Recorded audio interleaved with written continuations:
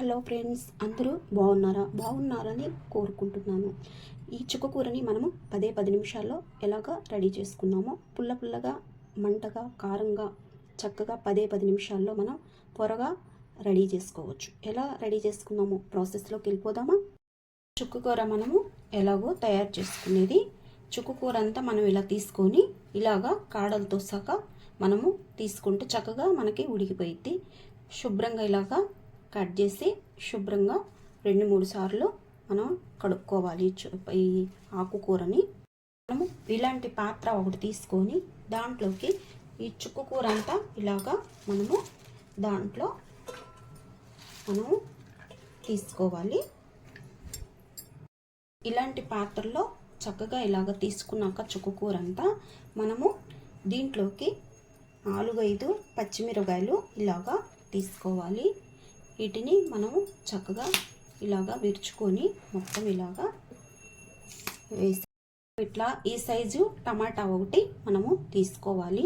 ఇలాగా తీసుకున్నది ఇలా కట్ చేసేసి, చుక్కకూర ఏంటంటే మనకి పుల్లగా ఉంటుంది కాబట్టి మనము టమాటా ఒక్కటి సరిపోయిద్ది.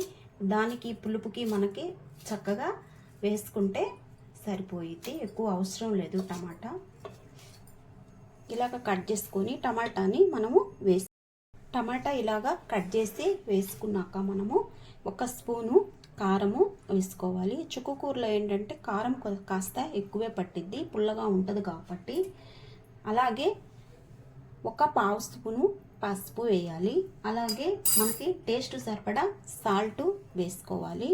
వీటన్నిటి ఇలాగా వేసుకున్నాక ఒక టీ గ్లాసు వాటర్ మనం ఇలాగా పోసుకోవాలి. ఏంటంటే ఇది త్వరగా 10 నిమిషాల్లో ఉడికిపోయిద్ది. వాటర్ మనకి ఎక్కువ అవసరం లేదు, మనకి చుక్కకూర త్వరగానే ఉడికిపోయిద్ది.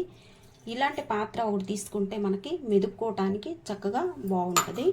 ఇవన్నీ వాటర్ ఇలాగా మొత్తం వేసేసుకున్నాక మూత పెట్టేసి దీనికి చక్కగా ఇలాగా మూత పెట్టేసి చక్కగా ఇలాగా మీడియం ఫ్లేమ్లో పెట్టి ఒక 10 నిమిషాలు ఉడకనిస్తే చక్కగా మనకి ఉడికిపోయింది. 10 నిమిషాలు అయిపోయినాక మనము ఉడికిందా లేదా చూసుకుందాం.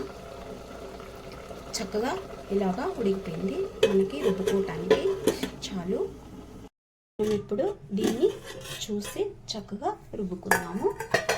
ఇలాగా పప్పగుత్తి ఒకటి ఇలా పెట్టేసుకుని ఊరకనే మనకి ఇలాగా ఎదిగిపోయింది, చక్కగా ఉడిగిపోయింది.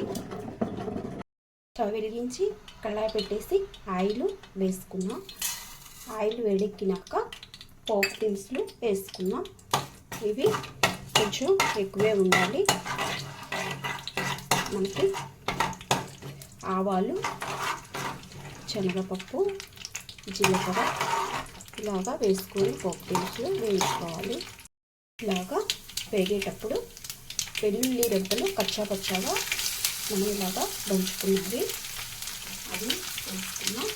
2 ఎండుమిర్చి విరగదీసి వీటిని ఇలాగా సన్న కట్ట మీద వేయించుకోవాలి. 2 రెమ్మలు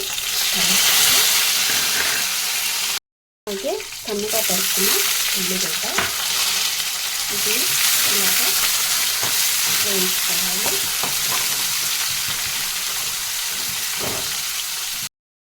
చక్కగా ఇలాగా వేగిపోయినాక తాలింపు రుబ్బి పెట్టుకున్న చుక్కకూర వేసుకున్నాం. దీన్ని 2 సెకండ్లు సన్న కట్ట మీద ఇలాగా ఉంచుకున్నామంటే అంతా కలిసిపోయి బాగుంటుంది. అంతే, పుల్లగా చుక్కకూర మనకి రెడీ అయిపోయింది. ఇప్పుడు సన్నగా తరుక్కున్న కొంచెం కొత్తిమీర ఇలాగా చల్లుకుందాం లాస్ట్. ఇంకా దీంట్లో మనం వాటర్ ఏమీ అవసరం లేదు, మనకి చక్కగా ఈ విధంగా వచ్చింది. 2 సెకండ్లు ఇలాగా అంతా మగ్గిపోయినాక మనము స్టవ్ ఆఫ్ చేసేస్తాము, పక్కన దించేద్దాం. చూడండి, మనకి చక్కగా రెడీ అయిపోయింది. 10 నిమిషాల్లో పుల్లగా కారంగా చాలా బాగుంటుంది. వేడన్నంలో మనం తింటుంటే చక్కగా హెల్దీగా కూడా బాగుంటుంది. ఒక 10 నిమిషాల్లో త్వరగా మనము రెడీ చేసుకోవచ్చండి. చూసారా ఫ్రెండ్స్, నచ్చిందా? నచ్చితే లైక్ చేయండి, షేర్ చేయండి, కామెంట్ చేయండి.